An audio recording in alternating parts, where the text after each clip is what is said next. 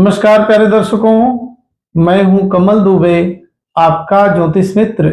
सौभाग्य सलाह में आपका स्वागत करता हूं। प्यारे दर्शकों, 18 वर्षों के बाद केतु देव का गोचर सिंह राशि में 18 मई 2025 को सायं 7:30 बजे के आसपास हो चुका है। हम सभी जानते हैं केतु देव यदि किसी जातक की कुंडली में शुभ बनते हैं तो उसको बहुत ऊंचाई पर ले जाते हैं। केतु देव का स्वरूप झंडा का डंडा है। झंडा एक ही होता है, डंडा जितना बड़ा रहेगा झंडा उतना ही ऊपर तक फहरेगा। इस प्रकार से हम समझ सकते हैं कि केतु देव की शुभता जीवन में बहुत ऊंचाई को पहुंचा देती है। केतु देव का यह गोचर 12 राशियों के ऊपर क्या प्रभाव लेकर के आ रहा है, इसकी चर्चा करते हैं। सबसे पहले मेष राशि की बात करें तो मेष राशि में यह गोचर कुंडली के 5वें भाव में हो रहा है। घरेलू कलह से मन अशांत रहेगा, लाभ कम हानि अधिक होगी, संतान संबंधी चिंताएं बनी रहेंगी। दूसरी राशि है वृष में यह गोचर कुंडली के 4थे भाव में हो रहा है। आर्थिक परेशानी के कारण घरेलू झगड़ा झंझट की स्थिति बन सकती है। परिश्रम करेंगे तो गुजारे योग्य आय आपको मिल सकती है। तीसरी राशि मिथुन में यह गोचर कुंडली के 3रे भाव में हो रहा है। आशानुकूल सफलता मिलेगी, बिगड़े हुए कार्य से नुकसान हो सकता है, शारीरिक कष्ट होगा और तनाव की स्थिति भी बन सकती है। चौथी राशि कर्क राशि में यह गोचर कुंडली के 2रे भाव में हो रहा है। वृथा भाग दौड़ की स्थिति बनेगी, कम लाभ खर्च अधिक होने की स्थिति बन रही है। परिश्रम करेंगे तो गुजारे योग्य आय आपको मिल सकती है। 5वीं राशि सिंह राशि में यह गोचर कुंडली के पहले ही भाव में हो रहा है। आर्थिक परेशानी, बनते कार्य में विघ्न के कारण नजदीकी लोगों से झगड़ा झंझट की स्थिति बन सकती है। खर्च अधिक होने की स्थिति बन रही है।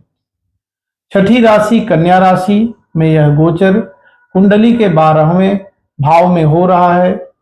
रोग शोक शत्रु भय की स्थिति बनेगी, अपने भी पराये हो जाएंगे, खर्च अधिक होगा, गुप्त परेशानी आपके जीवन में आ सकती है।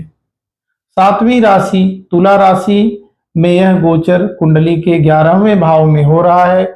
भूमि भवन वाहन का सुख मिलेगा, यश व लाभ मिलेगा।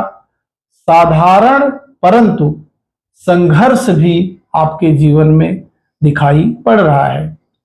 8वीं राशि वृश्चिक राशि में यह गोचर कुंडली के 10वें भाव में हो रहा है।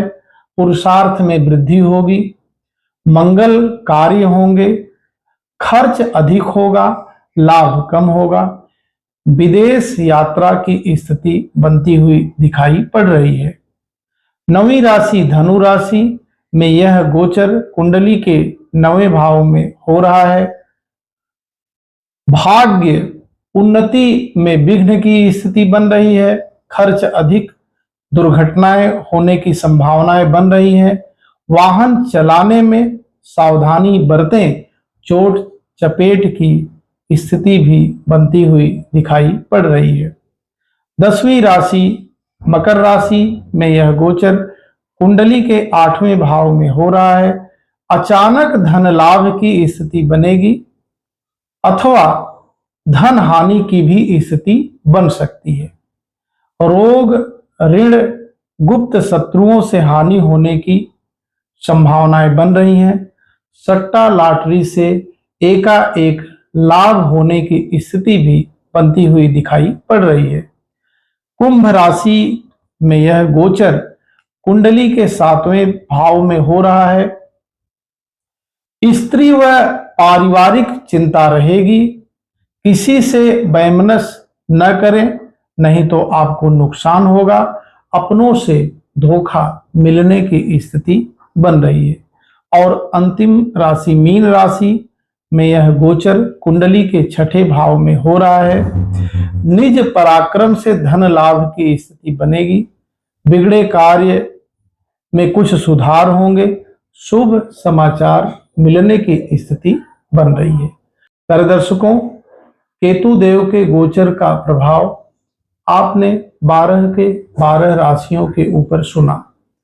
अब जिन जातकों की कुंडली में केतु देव का अशुभ प्रभाव है, उनको क्या उपाय करना चाहिए, उसके विषय में आपको समझना है।